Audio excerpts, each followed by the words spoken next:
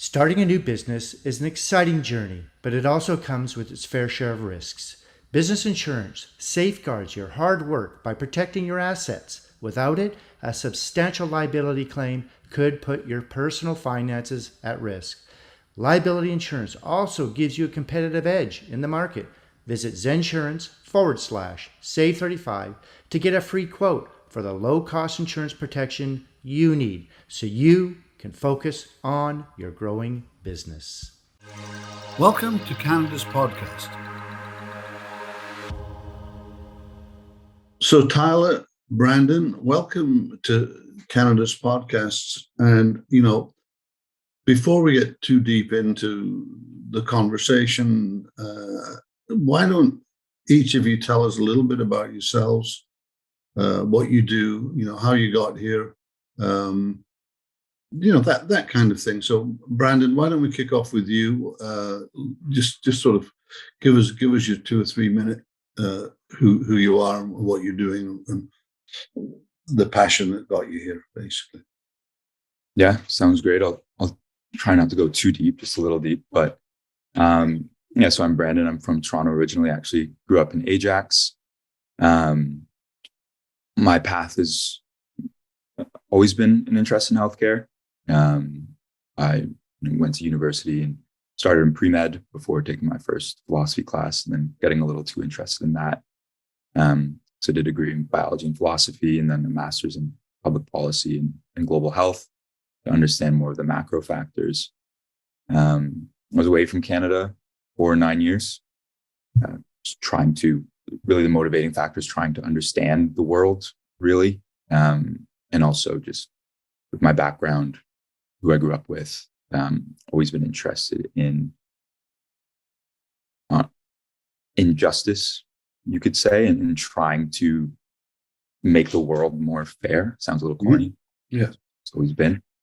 And yeah, healthcare was the area I wanted to make that difference. So I bopped around. Like I mentioned, did the master's in global health. I worked at a nanomedicine laboratory in New York. I was a market analyst.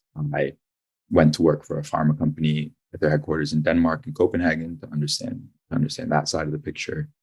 And I realized in 3 years working at that pharma company, which is pretty famous now because they make the drug Ozempic, which is kind of taking over the airwaves.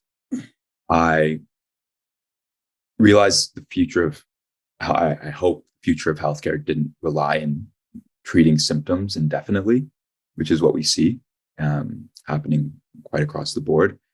And I got interested in the field of psychedelic medicine for that reason. And after 9 years abroad, I moved back to Canada to work for a company called Field Trip Health, which was one of the early psychedelic medicine companies. I joined there as employee number 1, looking at really root cause holistic solutions for a variety of illnesses.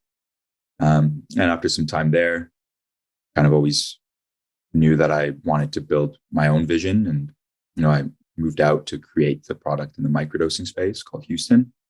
And kind of this is where it's, I guess, a classic entrepreneurial story of just leading with curiosity. While building Houston in the microdosing space, which is microdosing small amounts of psychedelics, which has become quite popular, just doing user research, talking to people, why they microdosed in the past, what they were looking for. I kept hearing questions around people asking if they could microdose to come off their antidepressants.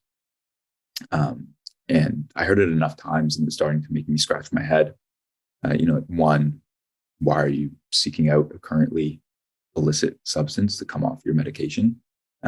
2, why wouldn't you go to your prescribing doctor about this? And 3, can't you just stop antidepressants when you're feeling better?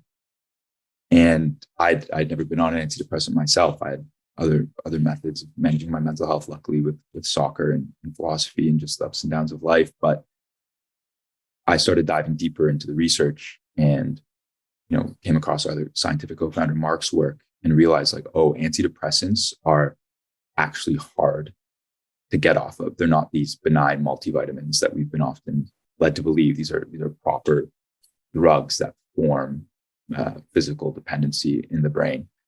And when I looked at the numbers of patients using antidepressants and the duration of use, in America, it's over 50 million people on antidepressants now. That number's risen with COVID.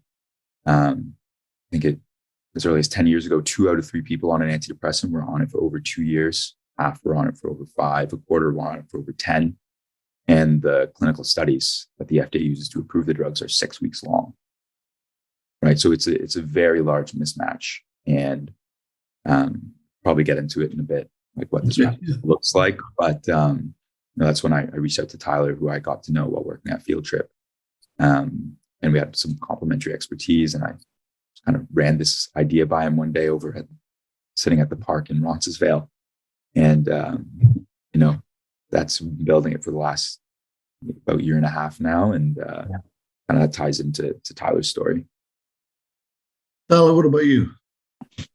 Yeah, quite a different, I guess, origin than Brandon, but not too far off. I grew up on the other side of Toronto in Burlington, Ontario. I now live in Toronto with my wife and daughter. But yeah, for me, growing up and going to school, healthcare was never really on my radar. I actually wanted to become a chartered accountant since as early as I can remember, maybe the first grade. My dad was a chartered accountant, and I admired him quite a bit. So always wanted to follow in his footsteps.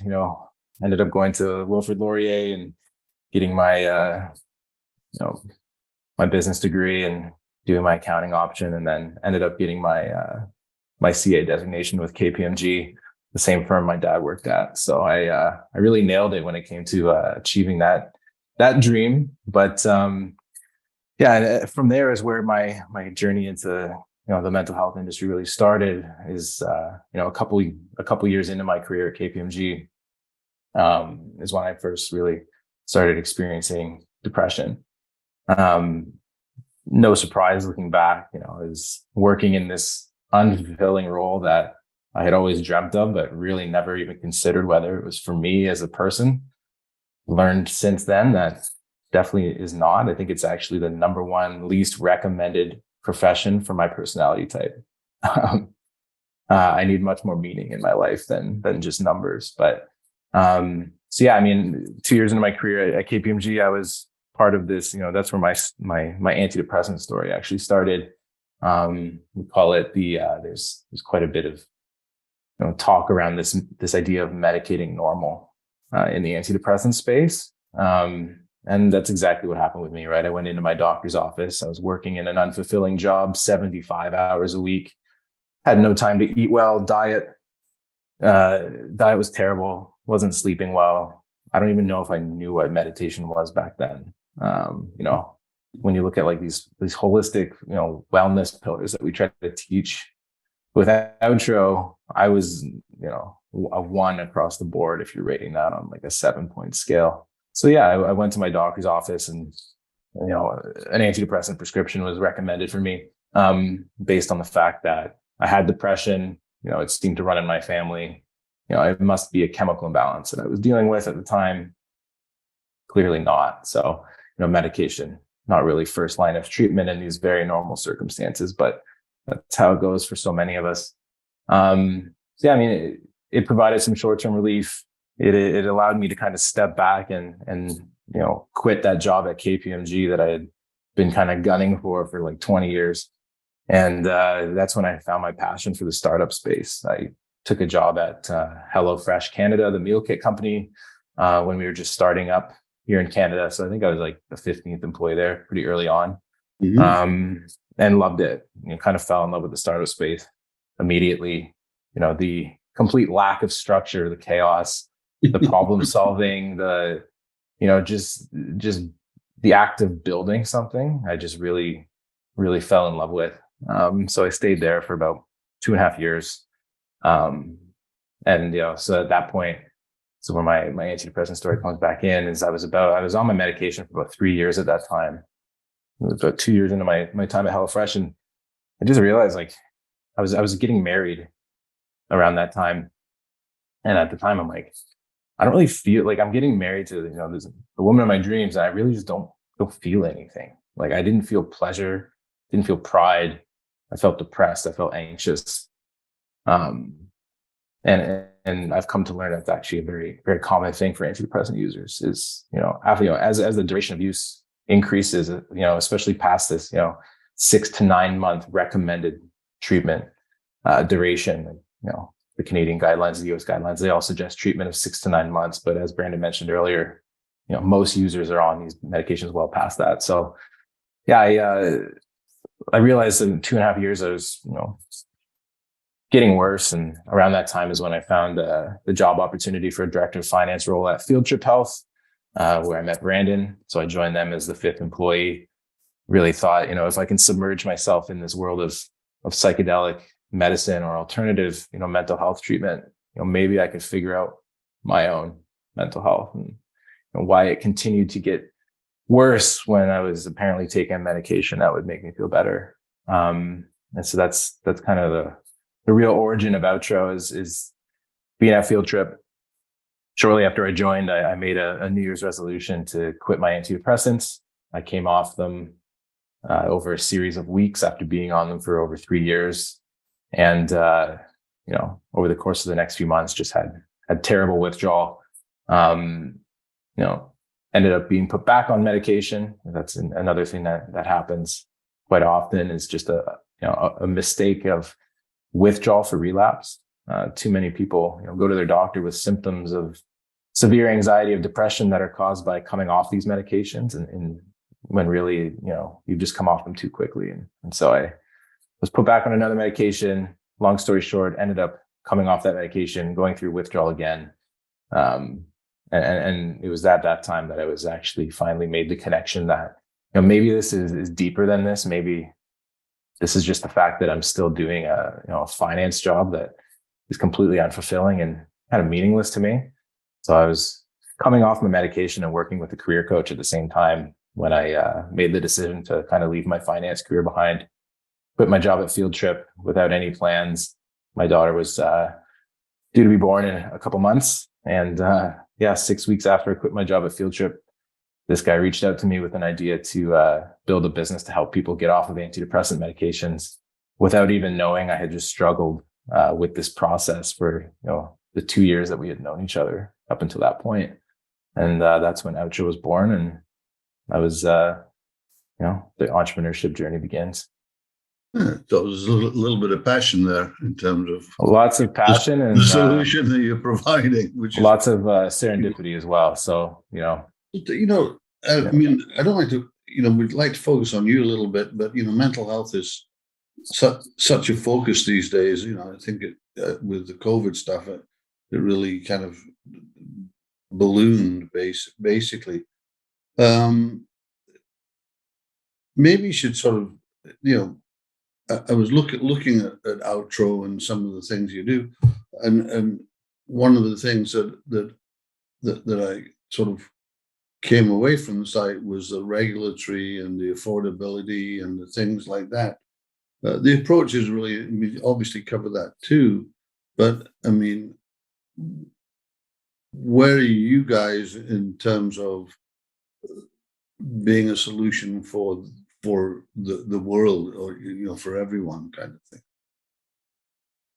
Yeah, I can touch on that a little bit, but with the healthcare business, it's kind of like research in a way, right? Like you have to. It's a new methodology, hyperbolic tapering. It's based on very fundamental science that our co-founder Mark Horowitz developed, both through being a psychiatrist and a neuroscientist, but also his personal journey coming off the medications. Which he learned a lot of what he knows now in this evidence base, not from colleagues at the world leading institution that he was at, but actually going on to these peer support forums that over 100,000 people have flocked to and growing to try and find a solution for this, right? And one of those people is very much pioneer in that space is Adele Framer. And so where we're at with Outro right now is we're taking Mark's work that he's been doing with the NHS in England and nationally, and trying to bring that over to Canada first, and then expand into the US, where the problem is obviously very large. And really, with the point of technology, I suppose, is scaling solutions and making them more accessible. And so with Mark's work, what he's doing now, we're collecting those data sets and we're implementing that care model in the telemedicine fashion so that we can start out by better understanding what does the tapering process look like for different types of patients, whether that's medication history, current medical situation, current life situation, demographics, et cetera. So we can build the protocols that are personalized to different individuals and then be able to do that at a scale that reaches as many people as possible. Mhm. Give them that option of an evidence-based, safe way to get off their medication instead of being trapped, as people have been now. And then also enable care providers. Most antidepressants now are prescribed by primary care doctors or family doctors, who are obviously limited by time and resources. So how can we also, build out those tools to help them make better collaborative decisions with their patients that at the end of the day are better for the individual patient and better for the healthcare system. Mhm. So right now we're in that process of tapering our first patients off in Ontario and British Columbia, using a nurse practitioner and developing those insights and those data sets so we can scale responsibly with technology.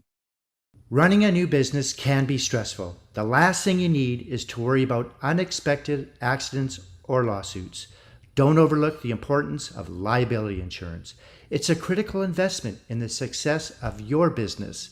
Protect yourself, your assets, and your reputation by securing the liability coverage you need.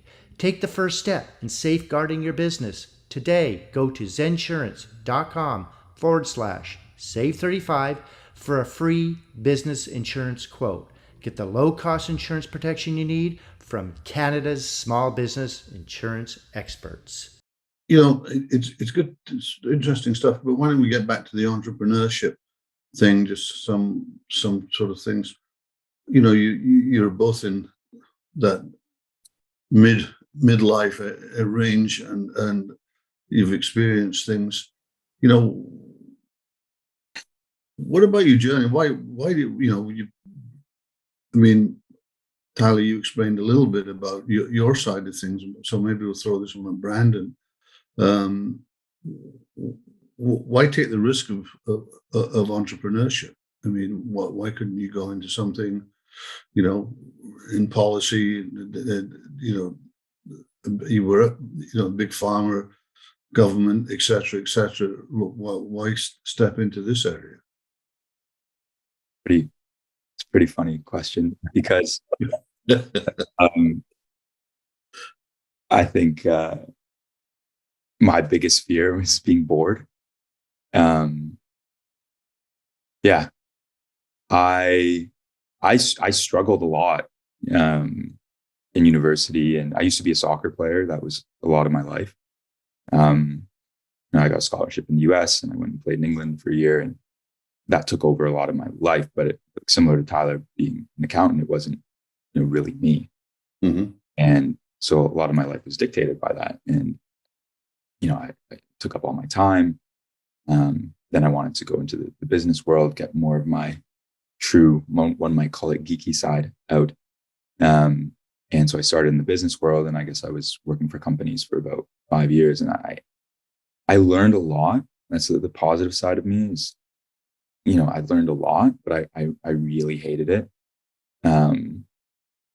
I am a learner by trade, I guess you could say. And something I learned not too long ago was this idea of explore and exploit phases of life.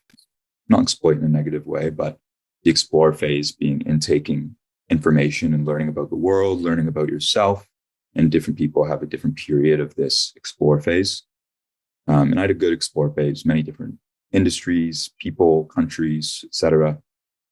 And when I came across psychedelics for the first time, that was a light bulb that went in my head. Oh, something really, really, really interesting. I'm very it like lit a fire in my soul, so to speak. Mm-hmm. And then, I went to work for the psychedelic company. I still wasn't feeling quite right because I couldn't bring to life a vision that I thought was important for the world. So when I left and I took that risk, that was more important to me than security, was being able to take a chance to bring a vision I have to life that I thought was really important to the world and could help people.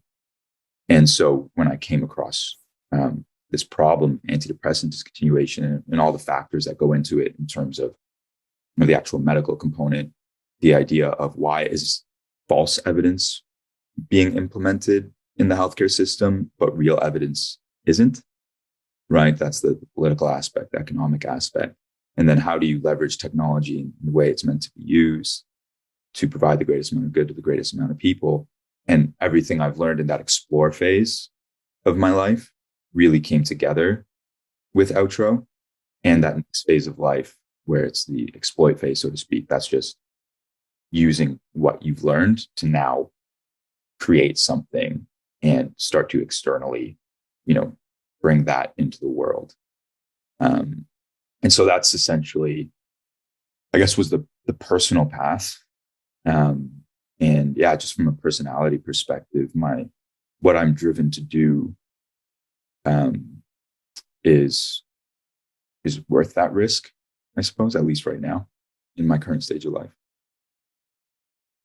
Let's sort of move into lessons a little bit. I'll throw it at you, Tyler.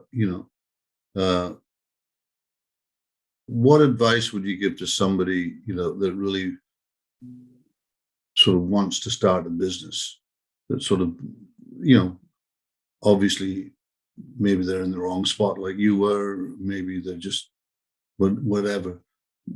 What have you learned that surprised you that maybe you can pass on?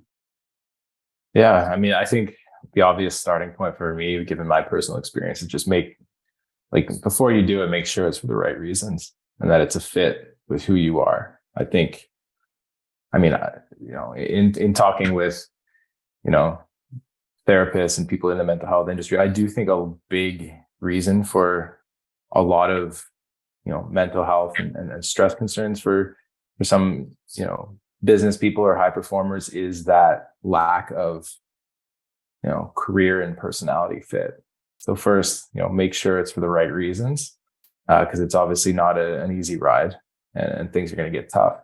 After that, the biggest thing I've been saying ever since I got into the startup world is just, you better be sure that you're okay with, being very uncomfortable or being very comfortable, with being uncomfortable. I think that's like the number one thing in starting a business, entrepreneurship, and working in startups is, you really need to be comfortable with the chaos. First and foremost, it's not easy. Things change daily. There's a lot of hours that go into it. Nobody's really telling you how to do it. So you need to be comfortable with that. And then, another thing that I've been, kind of working on or just aware of is, nobody really knows what they're doing in most places, right? So there's that, there's always that self-doubt when you're doing something like this. And I think one thing that I've really been focused on or just trying to draw from is most people in every profession don't really know what they're doing on a day-to-day basis. So, we're all just doing what we think is right or doing what we were told to do or following this, following that. Don't get too caught up on or too hard on yourself. If you don't know the answer, just, you really need to just trust in yourself to do the right thing. And if you do make a mistake, it's not the end of the world. I think that's been another huge learning for me, especially coming from, my upbringing and coming from, a CPA background is you have this idea that everything needs to be so accurate and so perfect, but it never can be. So you really need to be able to let that go as well. That's pretty good.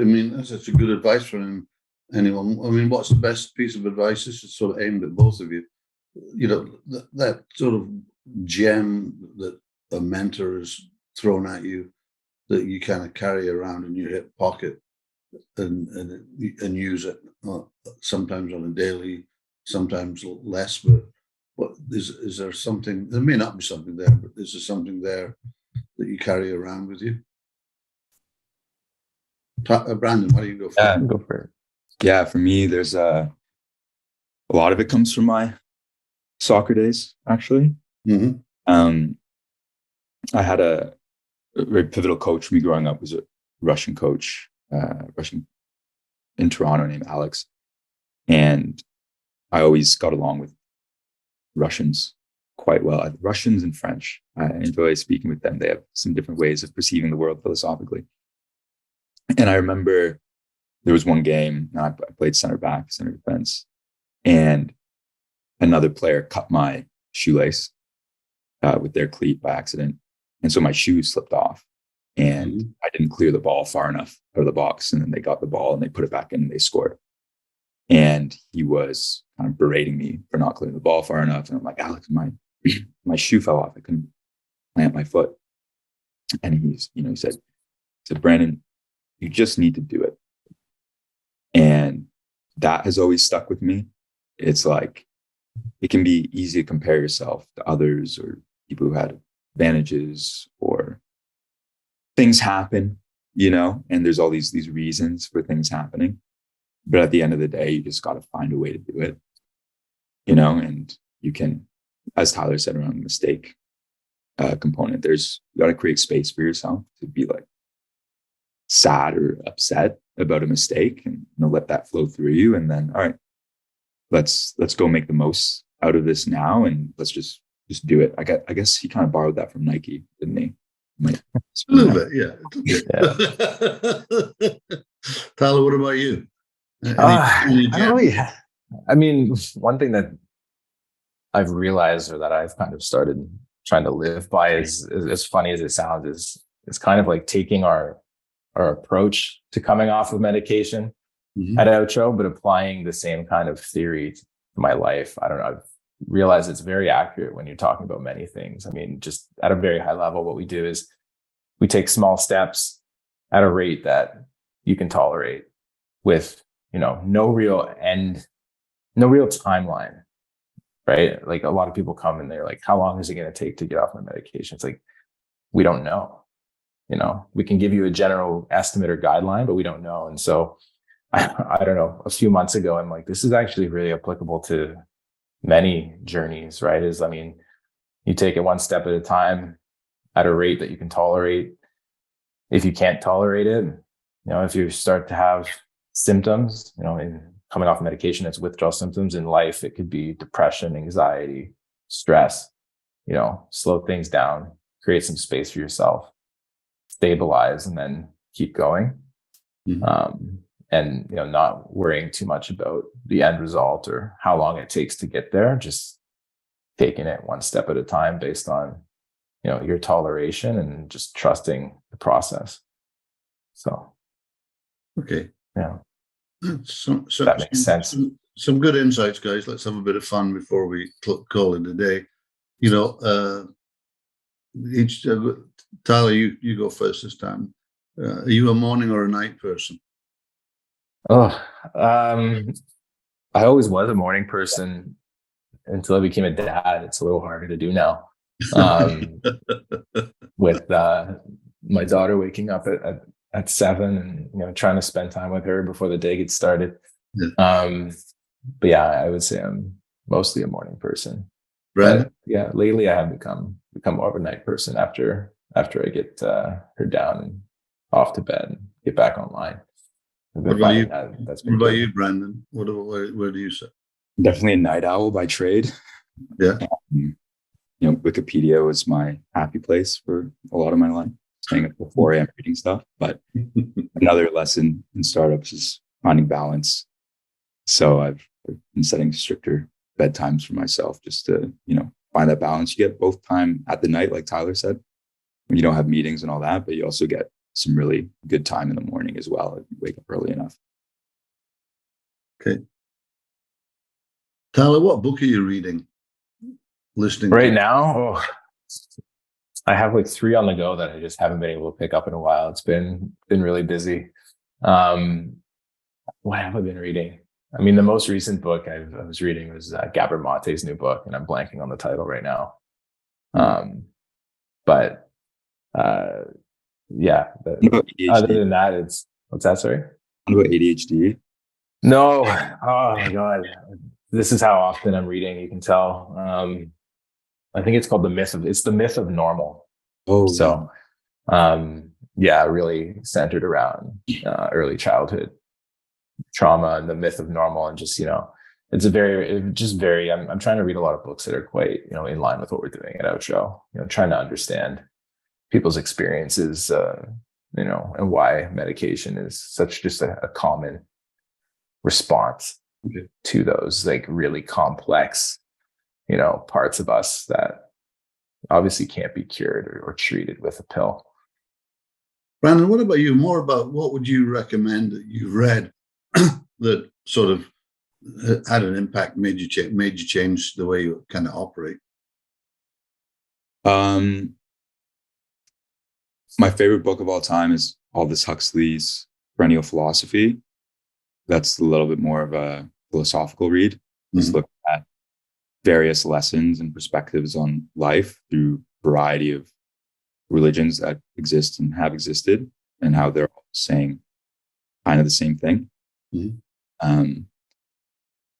That's pivotal. And Viktor Frankl, that's a very common podcast book. I'm going to be such a typical podcast guest, but Viktor Frankl's Meaning is absolutely fantastic. And that's something we've been thinking a lot about as a team. And learning to be better leaders is how do we create this sense of why we're doing the things that we're doing. And, that whole idea of the book being, you can kind of go through anything or accomplish anything if you know why you're doing it. But I think he coined logotherapy. So that's a neat one. I highly recommend, like 50% of other podcast guests. While you're there, Brandon, if you had to pick one word to describe who the heck you are, what would it be? Oh, wow. An adjective. Corny. Philosopher. Tyler, what about you? One word describing me, it's curious. Good. That's curious. I like the curious. That's not that. I don't get that one very No. No. So what's keeping you guys up at night? Gardner Expressway. No, I'm just kidding. Yeah. It's like a nice, it's almost like white noise at this point.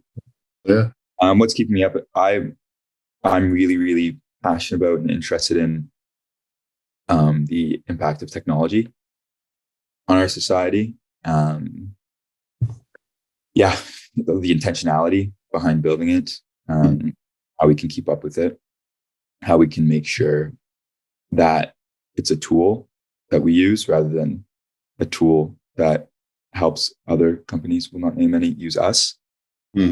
How that actually is a huge component of the quote unquote mental health crisis that we're experiencing. It relates a lot to our work in general. How can we think of mental health kind of systemically rather than chemically, as we've been thinking about it for the past several decades?